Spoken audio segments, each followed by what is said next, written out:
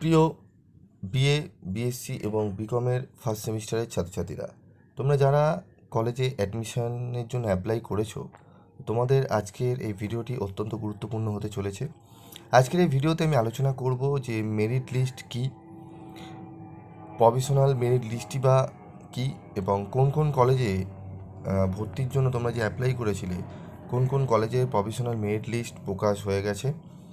নম্বর দেখে তোমরা অবাক হবে যে কতগুলো নাম্বার, কত নাম্বার সবাই পেয়েছে এবং অ্যাডমিশান ডেটই বা কবে। তো এই সমস্ত প্রশ্নের উত্তর নিয়ে আজকে আলোচনা করব। তো প্রথমে একটু বলি যে মেরিট লিস্টের সম্পর্কে ধারণা। মেরিট লিস্ট কি? তোমাদের প্রথমেই যে মেরিট লিস্টটি বেরায় সেটি হচ্ছে প্রভিশনাল মেরিট লিস্ট। সেই মেরিট লিস্টে প্রত্যেকে যারা যারা অ্যাপ্লাই করেছে প্রত্যেকের লিস্টে নাম থাকে। প্রভিশনাল মেরিট লিস্টটি আমি তোমাদের দেখিয়ে দেবো একদম সাইডে গিয়ে কীভাবে তোমরা দেখবে প্রত্যেকটি কলেজে।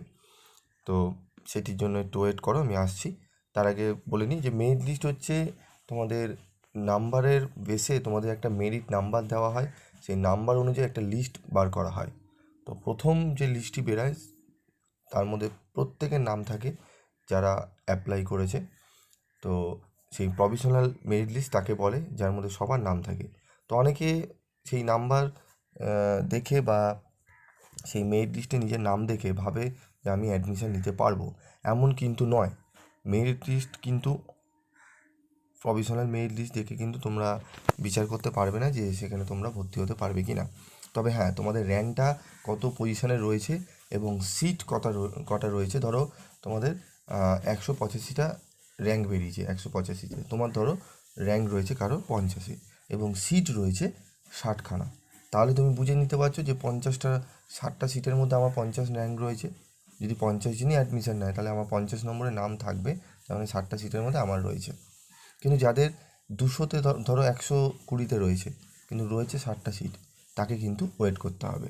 তো এই সমস্ত বিষয় নিয়ে বলবো। তো প্রথমে আমি প্রভিশনাল মেরিট লিস্টটি কীভাবে দেখবে এবং কোন কলেজের বেরিয়েছে সেটি আমি তোমাদের সামনে তুলে ধরছি, তোমরা ভিডিওটা দেখতে থাকো।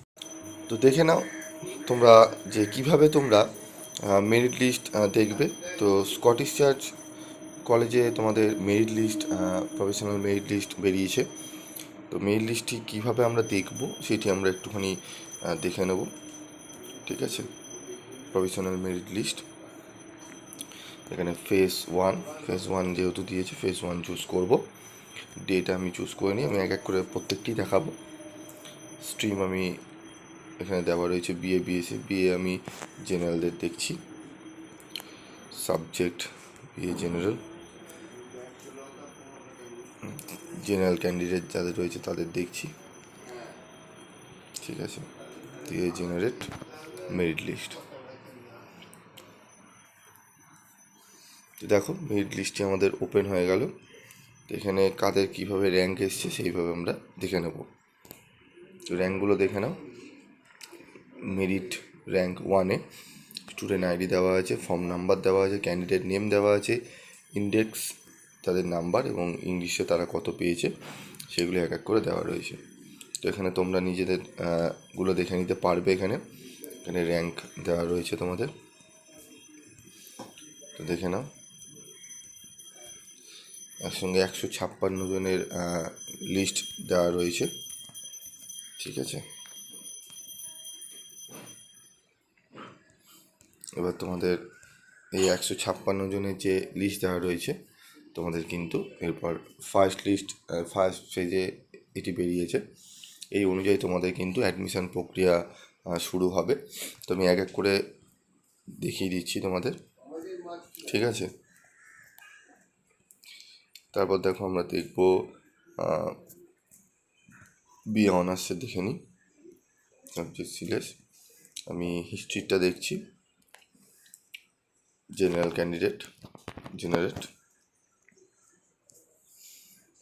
যারা অনার্স নিয়েছে তাদের মধ্যে জেনারেল ক্যান্ডিডেটের মধ্যে প্রথম মেরিট র্যাঙ্ক এসছে সঞ্জনা দে, অনন্যা, ফারজানা, ঠিক আছে।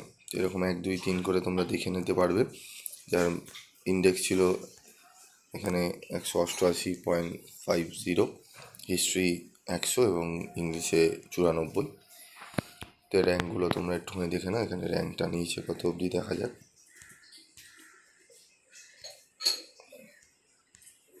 এখানে 501 জনের নাম এখানে দেওয়া রয়েছে, ঠিক আছে। তোমাদের কিন্তু ফেজ 2 এর লিস্টের জন্য ওয়েট করতে হবে। এই লিস্টটা বেরানো মানেই যে তোমরা অ্যাডমিশন নিতে পারবে তার কোনো কিন্তু টোটাল রেকর্ড এখানে 501টা রেকর্ড করা রয়েছে, ঠিক আছে। তো দেখে নেবো এবার আমরা মর্নিং শিফটে দেখে নেবো কী আছে। সিলেক্ট বিএ অনার্স, মর্নিং শিফটে শুধু অনার্স বিকম অনার্সের জন্য অ্যাকাউন্টিং ফাইন্যান্স, মর্নিং শিফটে অ্যাকাউন্টস রয়েছে, ঠিক আছে। আমি জেনারেল ক্যান্ডিডেট যারা রয়েছে তাদের দেখে নেব।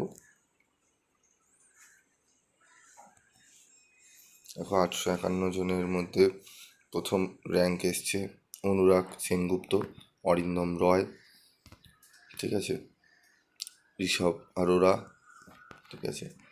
ইন্ডেক্সগুলো দেখে নাও। অ্যাকাউন্টেন্সি 99, এগ্রি গ্রেড 97.75, ঠিক আছে। সেগুলো একটু দেখে নাও।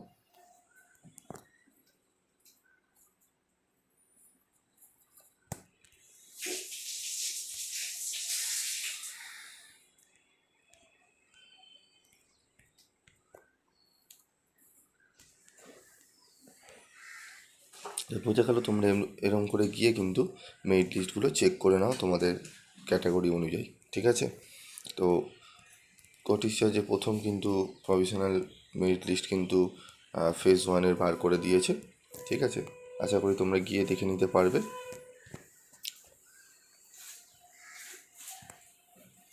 তোমাদের কল লিস্ট এবং অ্যাডমিশন শিডিউল এখানে তোমরা দেখতে পারবে, ঠিক আছে। তো এখানে ডেট, ডিটেলস, অ্যাকশন সব এখানে টোটাল দেবে, এখনও পর্যন্ত দেওয়াইনি। তো কল করে রাখা হবে, যখনই কল দেওয়া হবে তখনই কিন্তু অ্যাডমিশন প্রক্রিয়া তোমরা অ্যাডমিশন নিতে পারবে, ঠিক আছে। তো মেরিট লিস্টগুলো তোমরা একটু দেখে নিও। এটা হচ্ছে প্রভিশনাল মেরিট লিস্ট বেরিয়েছে। আমি তোমাদের বলেছিলাম যে প্রভিশনাল মেরিট লিস্ট কী, ঠিক আছে। তো প্রভিশনাল মেরিট লিস্ট এটি প্রত্যেকের যারা যারা তোমরা অ্যাপ্লাই করেছো প্রত্যেকের নাম কিন্তু এখানে দিয়েছে। তো প্রভিশনাল মেরিট লিস্ট মানেই যে তুমি অ্যাডমিশন নিতে পারবে তা না, এখানে তোমাদের নামগুলো র্যাঙ্কগুলো এসছে এই অনুযায়ী। এবার ফেজ 2-এ তোমাদের কিন্তু আরেকটি লিস্ট বেরাবে, সেখানে সিট অনুযায়ী তোমাদের কিন্তু লিস্টটি বেরাবে এবং তোমাদের কল করা হবে। তো কল করার পরেই কিন্তু তোমরা অ্যাডমিশন নিতে পারবে। আশা করি বিষয়টি বুঝতে পেরেছো, ঠিক আছে। দেখে নিও মেরিট লিস্টে গিয়ে তোমরা, এবং তোমাদের যদি কোনো জানতে চাও কোনো বিষয় অবশ্যই তোমরা কমেন্ট বক্সে লিখো।